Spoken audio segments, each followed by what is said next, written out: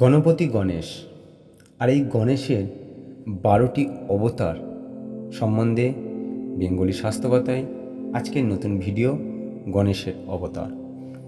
চলুন ভিডিওটি স্কিপ না করে সম্পূর্ণ দেখুন, হিন্দু সনাতনীকে জানুন, বুঝুন এবং হিন্দু সনাতনীকে এগিয়ে নিয়ে যাওয়ার চেষ্টা করুন। চলুন ভিডিওটি শুরু করা যাক।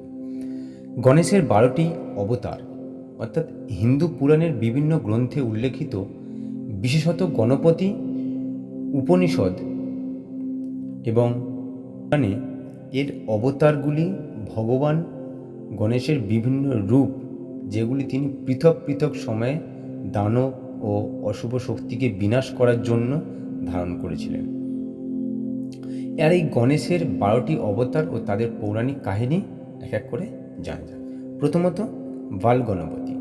শিশুরূপে গণেশের এই অবতার শুদ্ধতা, আনন্দ ও নির্দোষের প্রতীক। তিনি বিশ্বকে আশীর্বাদ করেন এবং দেবতাদের শক্তি প্রদান করেন। 2. তরুণ গণপতি। যুবক রূপে গণেশ, যিনি তেজস্বী ও শক্তিশালী। তিনি জ্ঞান ও শক্তির মিশ্রণ এবং মানব জাতিকে কর্ম করার প্রেরণা দেয়। 3. ভক্ত গণপতি। তিনি ভক্তদের প্রতি অপার করুণার প্রতীক। এই রূপে গণেশ ভক্তদের প্রতি প্রেম ও আশীর্বাদ প্রদান করেন। 4. বীর গণপতি। যুদ্ধবীর রূপে গণেশ, যিনি অসুরদের বিনাশ করেন এবং ধর্ম প্রতিষ্ঠা করেন। 5. শক্তি গণপতি। মাতৃশক্তির সাথে যুক্ত এক বিশেষ রূপ, যেখানে গণেশ দেবী শক্তির সাথে মিলিত হয়ে বিশেষ ক্ষমতা সম্পন্ন হন। 6. দ্বিজ গণপতি। এই রূপে গণেশ একজন ঋষির মতো আচরণ করেন এবং জ্ঞান, বেদ ও ধর্মশাস্ত্র প্রচার করেন। সিদ্ধি গণপতি। সিদ্ধি অর্থাৎ সাফল্যের অধিপতি। এই অবতারে তিনি শিষ্যদের আধ্যাত্মিক ও জাগতিক সাফল্য দান করেন। 8. উচ্ছিষ্ট গণপতি। তন্ত্র এবং গুপ্ত জ্ঞান ধারণকারী গণেশের একটি রূপ।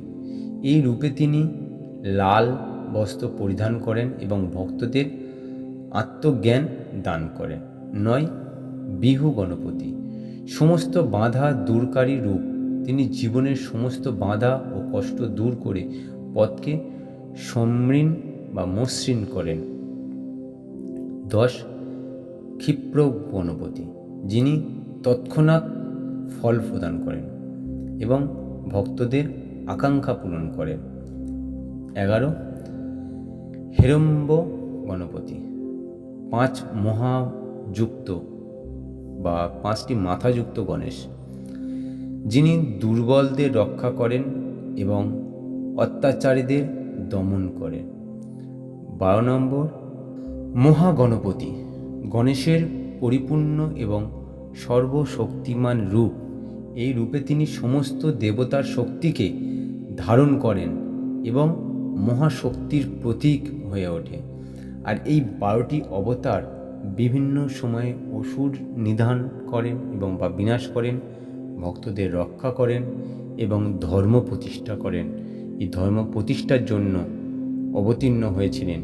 প্রতিটি রূপ ভিন্ন ভিন্ন শক্তি ও আশীর্বাদের প্রতীক হিসাবে আমাদের মধ্যে বিরাজমান। তাই সমস্ত হিন্দু সনাতনীদের কাছে আরও একটি প্রশ্ন থেকে যায়, এটা পরে হয়তো কোনো দিন ভিডিওতে জানাবো। গণেশের সুর দেখবেন 3 রকমের থাকে। একটি দেখবেন ডান দিকে, বাম দিকে এবং সামনে মাঝখানে। এরও কিন্তু কারণ আছে। তো আজকের ভিডিও আমি এখানেই সমাপ্ত করলাম। ভিডিওটি ভালো লেগে থাকলে অবশ্যই লাইক করবেন, শেয়ার করবেন এবং কমেন্ট করতে ভুলবেন না।